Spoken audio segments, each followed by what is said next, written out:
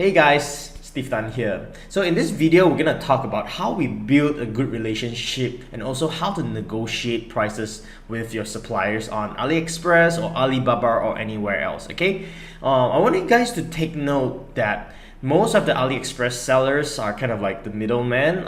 They act as like kind of trading companies or they help you source products. So basically what this means is being a middleman or a trading company, they have the ability to kind of like source basically any single product you want in China. As long as you provide them with a picture, the specs or your requirements, they're more than likely gonna be able to help you source for products. All right. So basically what I usually do when just starting out is I want to build a good relationship with this supplier.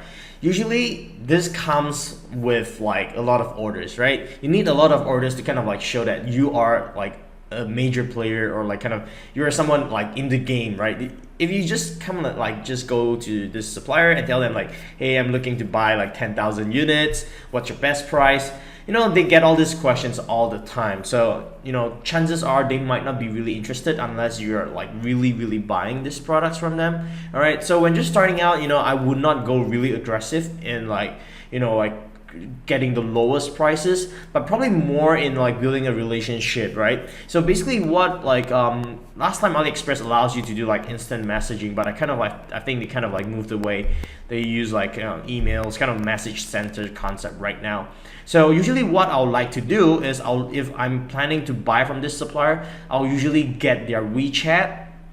Okay, WeChat is like the WhatsApp in China. It's like basically every single one that knows Mandarin or like in China will use WeChat, right? So make sure first thing first you have WeChat installed, all right? If you do not have WeChat, it kind of like shows that you're not like you don't speak the language, but it's fine. You can try like Skype, but it will be more efficient with WeChat because they usually will reply really quickly through WeChat, right? So have your WeChat account registered, get it set up on your app and everything. Ask for the WeChat or their Skype, all right? Discuss all the other questions from there rather than contact the message center in AliExpress, because like these guys are gonna get like thousands of emails or messages per day, all the big sellers, right? So I don't think they are gonna be put a lot of time and effort into replying all the standard questions that they get every single day. So once you have the WeChat, right, hit them up, add them, name them properly inside, because you're gonna have like a ton of contacts in there, so that you want to make sure you know which who is who, right? Okay, so once you have their contact information, start off by telling them you're an e-commerce seller and you move like decent volume, right? Tell them you move 500 to 1,000 units per month, on different kind of jewelries. If you're in the jewelry niche, just tell them jewelries. Like if you're in a different niche, tell them something different, right? You want to position yourself as kind of a decent seller, right? A small to medium seller, not someone just starting out, not someone just new in the game, starting out drop shipping. These guys are really busy, so it will be hard for them to kind of if you want them to guide you step by step, hold your hand, that's not gonna happen. All right, that's not gonna happen. So you want to kind of position yourself as a small to medium seller who knows what he's doing. All right, so what you want to do is at least kind of strike off as a small to medium seller to this person, leave a good impression.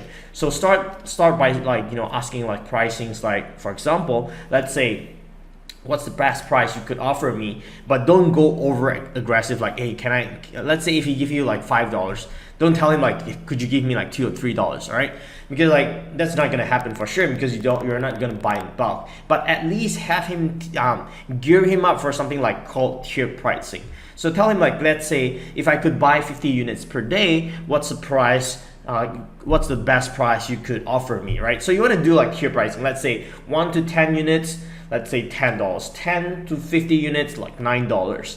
20 to 50 units, X amount of dollars. 100 and above, 500 and above daily, what kind of pricing you want to kind of figure out at least kind of the some of the basic information. Do not go like super crazy into like 10,000 units per day, because like that's not gonna happen like in really a short span of time unless it's like a super viral product, right? So you wanna manage their expectations. You don't want to give them like outrageous crazy numbers, because like in the event you're not gonna hit, it's gonna like it's gonna affect you, or like they might not trust you as much as before, right? Okay, so kind of like gauge what kind of tiered pricing you're gonna get for your products. All right, so discuss all this through like WeChat, WhatsApp not that helpful right now, because like there's some of the not necessarily all the people in China knows how to use VPN, so some of them can't use WhatsApp anymore, right? So it's still best and safest to use WeChat. All right, WeChat or Skype, whichever you prefer, but we always prefer WeChat, all right, or QQ. QQ is like their local instant messaging like desktop platform, right? Okay, so basically, when you start reaching out to them, ask for their WeChat, WhatsApp, Skype, or whichever instant messaging software, and start negotiating better pricing with them, right? Okay, so once you have all this process set up, it's best to have kind of how like have all this put it into like an Excel file so that it doesn't look so messy, because you're gonna have like a lot of suppliers. All right, so before you actually have like one person who kind of like is able to help you take care of all the sourcing and everything, you're gonna encounter like you're gonna have like manage like so many different suppliers. But as I said in the beginning of the video, right, which is why I want to tell you guys to cultivate a good relationship, is because these guys are gonna be potential vendors or potential agents for you in the long term. So basically, let's say you have a new product in your general store. Let's say you wanna sell this ring, right? Let's say you wanna sell this ring.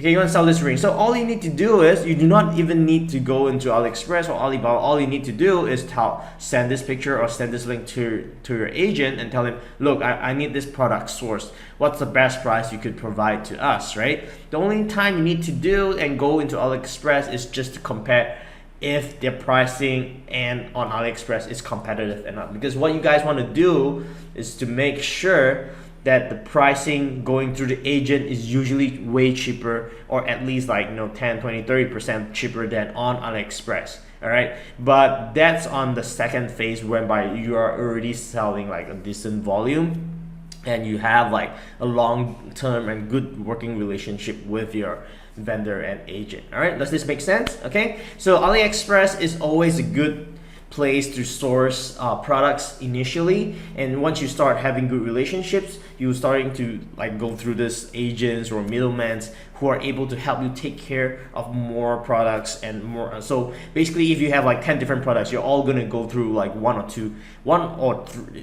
two or three vendors at most. So basically, my best practice is usually I'll tell them, every supplier, every product you need to have at least like a backup supplier, at least 2 to 3 backup suppliers.